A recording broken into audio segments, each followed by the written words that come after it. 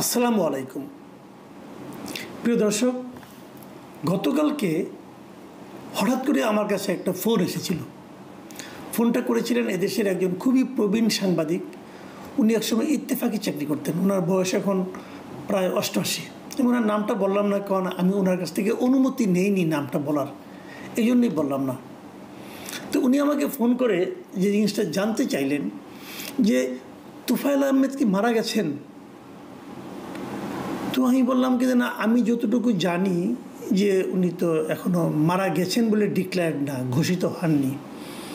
উনি বললেন যে আমি একটা ভিডিও দেখলাম, সেখানে একজন লোক বলছে কেঁদে কেঁদে যে তুফাইল আহমেদ মারা গেছেন এবং ওনার লাশ দেওয়া হচ্ছে না, এবং মানে কেন দেওয়া হচ্ছে না, সরকার কি ভয় পাচ্ছে কি না, ওনার জানা যায় কত লোক হতে পারে, এই সমস্ত নানা ধরনের কথা, চিকিৎসার কেউ খরচ বহন করার না, এই ধরনের নানা ধরনের মানে আবেগপূর্ণ কথাবার্তা বলেছেন। তো এই জন্য আপনাকে আমি ফোন করলাম। এবং সেই সঙ্গে উনি এটাও জানালেন, উনি অনেক দিনের পুরনো সাংবাদিক, তো উনি একসময় ইত্তেফাকে চাকরি করতেন এবং ইত্তেফাকে থাকাকালীন উনি দেখেছেন যে বঙ্গবন্ধুর সঙ্গে মানিক মিয়ার সম্পর্ক, এটা উনি নিজের স্বচক্ষে দেখেছেন। এবং উনি এটাও বললেন যে বঙ্গবন্ধু নাকি নিজে বলেছেন যে তার দুটো হাত, একটা ডান হাত হলো তাজউদ্দিন আহমেদ এবং বাম হাত হলো তুফাইল আহমেদ।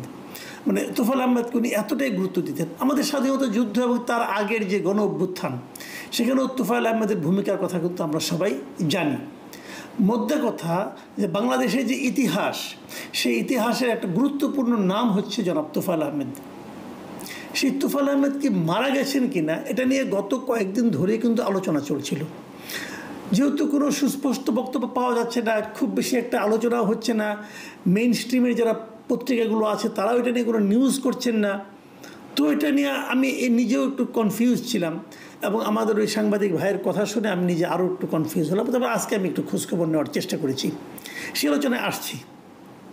আমরা কিন্তু দেখি এখানে যে নানা ধরনের লোক, কে অসুস্থ হলো, কে পুলিশের হাতে মার খেলো, কে কোথায় যে মানে আপনার আহত হলো, তারপরে কাকে সিঙ্গাপুর পাঠানো হলো, কাকে সিঙ্গাপুর পাঠানো দরকার, কাকে উন্নত চিকিৎসার জন্য বিদেশে এখনই রাষ্ট্রীয় খরচে পাঠানো দরকার, এই ধরনের বহু ধরনের নিউজকে অন্তত আমরা বড় বড় পত্রিকায়, মেইন স্ট্রিমে যে বড় পত্রিকা যেগুলো নিজেদেরকে মানে মনে করেন যে সাংবাদিকতার আদর্শ হিসাবে প্রচার করতে পছন্দ করেন, সেই ধরনের পত্রিকা পর্যন্ত নিয়মিত নিউজ হয়। এবং ওখান থেকে তারা যখন ফেরত আসেন তখন তো বড় বড় ছবি দিয়ে নিউজ হয়। কিন্তু তাদের সকলের দৃষ্টি থেকে তুফাইল আহমেদ এতই অচ্ছুত একজন ব্যক্তি যে তার নিউজ কাউকে দিতে হবে না। যদি দেওয়াও হয় তাহলে সেই সাতের পাতায় অথবা মফস্বল পাতার নিচে সিঙ্গেল কলামে নিউজ থাকতে হবে। তুফাইল আহমেদের গুরুত্ব কি তাদের কাছে ফুরিয়ে গেল, নাকি তারা তুফাইল আহমেদের নিউজ করতে মবের ভয়ে আক্রান্ত হচ্ছেন? তুফাইল আহমেদ সম্বন্ধে বলতে গেলে কি মবের ভয় আপনাকে আক্রান্ত করে? তুফাইল আহমেদ কি এমন কিছু করেছেন যার জন্য ওনার কথা বলা যাবে না? একটা মানুষের জীবনের কোন অধ্যায়টা গুরুত্বপূর্ণ? আজকে যে ভালো কাজ করছে, সে যে গতকালকে খারাপ কাজ করেছিল সেটা গুরুত্বপূর্ণ, নাকি গতকাল যে ভালো কাজ করেছিল তার কোনো একটা কাজ নিয়ে কেউ কেউ অভিযোগ করছে সেটাই গুরুত্বপূর্ণ? এই আলোচনাটা কিন্তু আসলে ইম্পর্টেন্ট। তুফাইল আহমেদ কোথায় আছেন? তুফাইল আহমেদ কি বেঁচে আছেন? তুফাইল আহমেদ কি মরে গেছেন? খবরটা নিয়ে কেন এত আলোচনা হচ্ছে, সে আলোচনা আমি তুফাইল আহমেদের খবরটা শেষে দেবো। তার আগে আমি বলছি এই আলোচনাটা হচ্ছে কেন। আলোচনাটা হচ্ছে এই কারণে, এর আগে গত কয়েকদিনের মধ্যে, এক সপ্তাহের মধ্যেই আপনারা জানেন যে সাবেক শিল্পমন্ত্রী নুরুল মজিদ হুমায়ুন উনি মারা গেছেন। ওনার মৃত্যুটা কিভাবে হয়েছে আপনারা সবাই দেখেছেন, সেটাও কিন্তু খুব একটা গুরুত্ব পায়নি। ওনার মৃত্যুটা হয়েছে, উনি কিন্তু একজন মুক্তিযোদ্ধা ছিলেন, মাথায় রাখবেন। নুরুল মজিদ হুমায়ুন একজন বীর মুক্তিযোদ্ধা। এখন আমাদের দেশের বাস্তবতাটা এমন দাঁড়িয়েছে এখন যে মুক্তিযোদ্ধা এই কথাটা বলতেও লোকে ভয় পায়, যে আমি যে মুক্তিযোদ্ধা ছিলাম তাহলে কি আমি অপরাধ করেছি? যিনি আলবদর ছিলেন তিনি বুক ফুলিয়ে বলেন আমি আলবদর ছিলাম, কোনো সমস্যা নেই। কিন্তু যিনি মুক্তিযোদ্ধা ছিলেন উনি ভয় পান। যিনি রাজাকার ছিলেন উনি বুক ফুলিয়ে বলেন আমি রাজাকার ছিলাম। কিন্তু যিনি মুক্তিযোদ্ধার কমান্ডার ছিলেন উনি বলতে ভয় পান আমি মুক্তিযোদ্ধার কমান্ডার ছিলাম। এই বাস্তবতা এই দেশে কে তৈরি করেছে? দেশটা যারা স্বাধীন করলো তাদের ব্যাপারে এরকম নেগেটিভ কথাবার্তা বলার এই যে মানসিকতাটা, এটা কি করে দেশে তৈরি হলো? এই প্রশ্নের মুখোমুখি একদিন কিন্তু দায়িত্বপ্রাপ্ত যারা আছেন তাদেরকে হতে হবে। যাক, সে আলোচনা পরে করি। আমি আগে নুরুল মজিদ হুমায়ুন সম্পর্কে বলি। ওনার বাড়ি নরসিংদী। উনি মারা গেছেন, উনি শিল্পমন্ত্রী ছিলেন। উনি কিভাবে মারা গেলেন?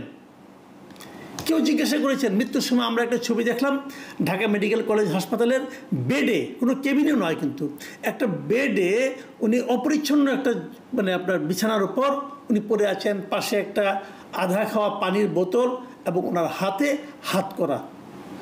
যার হাতে হাত করা তিনি মৃত। মৃত মানুষের হাতে হাত করা কেউ দেখেছেন কখনো এই জীবনে? আমরা দেখলাম। ওনার কি হয়েছিল জানেন কেউ? উনি অসুস্থ হয়ে মারা গেছেন। কী রোগ হয়েছিল ওনার কেউ জানেন? জাস্ট এই সময় যে রোগটা হচ্ছে প্রচণ্ডভাবে, ডেঙ্গু রোগ হয়েছিল। পৃথিবীর যে কোনো দেশে যখন ডেঙ্গুটা কারো হয়, যে কোনো যে শহরগুলোতে ডেঙ্গু হয়েছে প্রচুর, কলকাতায় হয়েছে, সিঙ্গাপুরেও একসময় ডেঙ্গু ছিল। ডেঙ্গুকে মনে করা হয় ডেঙ্গুর জন্য মূলত দায়ী থাকে সেই দেশে, সেই শহরের যারা সিটি কর্পোরেশনের দায়িত্বপ্রাপ্ত ব্যক্তি তারা। কারণ ডেঙ্গুটা হয় মশা দ্বারা, এবং মশা দ্বারা যখন না মারেন, মশা যখন প্রচুর পরিমাণে ছড়িয়ে যায় তখন ডেঙ্গু হয়। আমাদের ঢাকায় 2টা সিটি কর্পোরেশন আছে। 2 সিটি কর্পোরেশনেই যারা মশা মারার দায়িত্বে আছেন সিটি কর্পোরেশনের, তারা মারেন না। এক সিটি কর্পোরেশনের 2 সিটি কর্পোরেশনের দায়িত্ব, এটা স্থানীয় সরকারের অধীনে। একটাতে তো ইশাক সাহেবকে মেয়র বানানো নিয়ে বিরাট ঝামেলা, দিবেন না, উনি ওনার নিজের পছন্দের ব্যক্তিকে দিবেন। আরেক জায়গায় উনি চিঠি লিখে পাঠিয়েছেন যে উনি খুব ভালো মানুষ, ওনাকে দেওয়া হোক। এবং 2 মেয়র এবং ভারপ্রাপ্ত প্রশাসকের পাল্লায় পড়ে ঢাকা শহরে ডেঙ্গু অতীতের যে কোনো সবর চেয়ে এখন বেশি। অন্য কোনো সরকার থাকলে ডেঙ্গু হইচই হতো। যে সে ডেঙ্গুতে উনি মারা গেছেন। রোগটা হওয়ার পর ওনাকে 3-4 বার এই যে মেডিকেল বিশ্ববিদ্যালয় যেটা আছে আমাদের, যেটা আগে নাম ছিল বঙ্গবন্ধু মেডিকেল বিশ্ববিদ্যালয়, এখন নাম হয়েছে বাংলাদেশ মেডিকেল বিশ্ববিদ্যালয়, নাম পরিবর্তন হয়েছে। এখানে যখন 3-4 বার আনা হয়েছে, প্রতিবারই তাকে ফেরত পাঠানো হয়েছে। একজন ডাক্তার একজন রুগীকে ফেরত পাঠাতে পারে, এটা এই ঘটনা না দেখলে কেউ বুঝতো না। তাকে 3-4 বার বিভিন্ন নাটকের মাধ্যমে ফেরত, ডিটেল নাটকগুলো আমি জানি, এগুলি বলে আর আমি আপনাদেরকে ভারাক্রান্ত করতে চাই না, শুনেছি বিভিন্নভাবে। তো তাকে 3-4 বার ফেরত পাঠানো হয়েছে। উনি অসুস্থ হয়েছেন, সর্বশেষ ওনাকে পাঠানো হয়েছে ঢাকা মেডিকেলে, এবং সেখানে ওনার মৃত্যু হয়েছে। তার মানে উনি একজন গুরুত্বপূর্ণ ব্যক্তি নন, উনি একজন অগুরুত্বপূর্ণ ব্যক্তি। সবই সত্য, গুরুত্বহীন, অগুরুত্বপূর্ণ, দোষী হতে। এখন তো সাজা হয় নাই, বিচারও হয় নাই, ধরে নিলাম দোষী, ধরে নিলাম উনি মৃত্যুদণ্ড পাওয়ার মতো দোষ করেছেন, সবই সত্য, ধরে নিলাম। তাকেও কি আপনি এভাবে অবহেলায় মারতে পারেন? আমরা মনে করি পৃথিবীর সব দেশেই আপনি যখন মুক্ত থাকবেন তখন আপনার দায়িত্ব আপনার কাছে। আপনার অসুখ বিসুখ হলে আপনার ফ্যামিলির উপর দায়িত্ব আপনাকে টিকে রাখা। যখন আপনি সরকারের কাস্টডিতে থাকবেন তখন আপনাকে টিকে রাখার দায়িত্ব কিন্তু ওই সরকারের। সরকারকে ওনার ক্ষেত্রে সেই দায়িত্বটা পালন করতে পেরেছে? পারেনি। সরকার প্রমাণ করার চেষ্টা করেছে উনি একজন ঘৃণিত ব্যক্তি। আচ্ছা, উনি ঘৃণিতই হবেন। ওনাকে নিয়ে যখন যাওয়া হলো, আমরা আরও অনেক খবর পেলাম।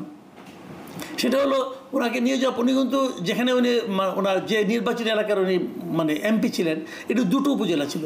সেই 2টো উপজেলা তারা চেয়েছিল 2টা উপজেলা 2টা জানাজা করতে দেওয়া হয়নি। ওনার মৃত্যু সংবাদ গ্রামে ওই এলাকার লোককে জানানোর জন্য মাইকিং করতে দেওয়া হয়েছিল। পুলিশ সেই মাইক কেড়ে নিয়েছে, দেওয়া হয়নি করতে। পুলিশ বলেছে ওনার জানাজা খুব ছোট পরিসরে করতে হবে। শেষ পর্যন্ত সেই ছোট পরিসরে জানাজা হয়েছে ওনার নিজের গ্রামে। কত লোক হয়েছিল? এরকম একটা মন্দ লোকের, এরকম একটা অগুরুত্বপূর্ণ লোকের জানাজায় কত লোক হয়েছিল? আমি কেবল আপনাদের 2টো ছবি দেখাই, ছবিগুলো আপনারা দেখেন, ছবি দেখলে বুঝবেন যে কত লোক হয়েছিল। তো এত লোক যার জানাজায় হয়, এটা কেন হয়? এত লোকের জানাজা হওয়া মানে কি উনি নির্দোষ তা কিন্তু আমি বলছি না, বাট আমি বলছি যে ওনার প্রতি এই রাষ্ট্র, এই সরকার যে সুবিচার করেনি, অথবা ওনার যা প্রাপ্য যে সেবা পাওয়াটা প্রাপ্য ছিল সেটা যে করেনি, তার প্রতিবাদেই কিন্তু এত লোক হয়েছিল। আমি যে কথা বলছিলাম, যে কথা শুরু করেছিলাম, সে কথায় আবার আসি। তোফায়েল আহমেদ, উনি এই মুহূর্তে যতটুকু আমি জেনেছি স্কয়ার হাসপাতালে আছেন এবং উনি ক্লিনিক্যালি ডেড। এখন প্রশ্ন উঠতে পারে ক্লিনিক্যালি ডেড মানে কি? ডেড মানে উনি আসলে এখন মেশিনটা খুলে নিলে উনি মারা যাবেন, উনি এই অবস্থায় আছেন।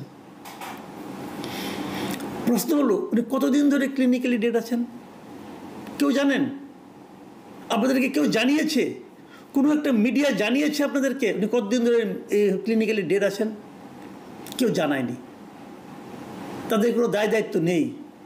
তোফায়েল আহমেদের মতো একজন লিডারকে ওনার যে কী অবস্থা, শারীরিক কন্ডিশনটা কী, এটা জানানোর কেউ কোনো প্রয়োজন বোধ করেনি। কেন? ওনার কি সুচিকিৎসার জন্য বাইরে নেওয়া দরকার ছিল? আমি বলতে পারবো না, কিন্তু ছিল কি? কেউ কি সেই নিউজটাও করেছেন? তাও করেননি।